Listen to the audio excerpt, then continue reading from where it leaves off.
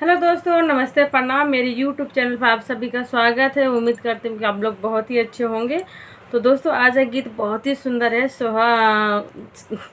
नाच गीत है, चुटकुला नाच गीत है और बहुत ही मज़ेदार है। तो इस गीत का आप ज़रूर सुनिएगा। लेकिन उससे पहले आप चैनल पर मेरे नए हैं तो प्लीज़ सब्सक्राइब कीजिए, ज़्यादा से ज़्यादा शेयर, सपोर्ट और लाइक कीजिएगा। और गीत कैसा लगा कमेंट करके बताइएगा। और एक लेडीज़, एक दुल्हन की, एक नई मेरी दुल्हन की मन की बात सुनिए, फिर ससुराल की दास्तान बता रही है। तो इस गीत को जरूर सुनिएगा और चैनल वीडियो को फुल करके देखिएगा। ये सुंदर सा नाच गीत। सुन ले तू ससुरे का हाल मोरी दीदी, सुन ले तू ससुरे का हाल मोरी दीदी, हाल मोरी दीदी समाचार मोरी दीदी, हाल मोरी दीदी समाचार मोरी दीदी, का कहीं ससुरे का हाल मोरी दीदी, का कहीं ससुरे का हाल मोरी दीदी।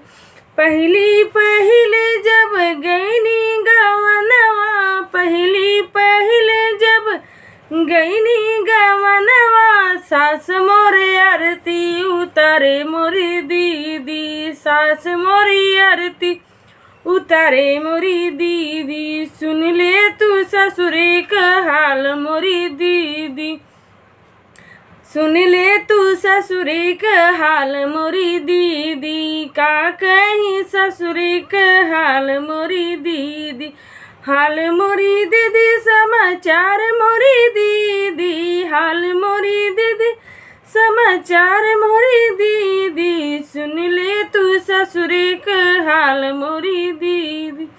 दूसरी दफा जब गईनी गवनवा, दूसरी पठौनी जब गईनी गवनवा, सास अपने लगवा सुतावे मोरी दीदी, सास अपने लगवा सुतावे मोरी दीदी, का कहीं ससुरे के हाल मोरी दीदी, का कहीं ससुरे के हाल मोरी दीदी, हाल मोरी दीदी समाचार मोरी दीदी, सुन ले तू ससुरे के हाल मोरी दीदी।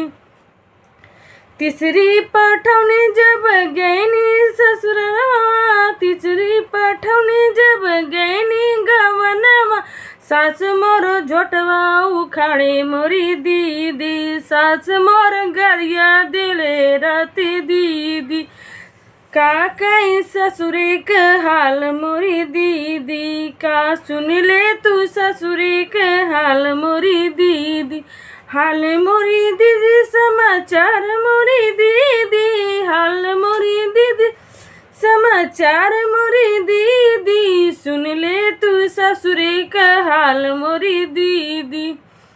चौथी पठौनी जब गईनी गवनवा, चौथी पठौनी जब गईनी गवनवा, पिया मोर लतवा से मारे मोरी दीदी, पिया मोर घरवा से निकाले मोरी दीदी, का कहीं ससुरे का हाल मोरी दीदी, हाल मोरी दीदी समाचार मोरी दीदी, हाल मोरी दीदी समाचार मोरी दीदी, सुन ले तू ससुरे के हाल मोरी दीदी, सुन ले तू ससुरे का हाल मोरी दीदी।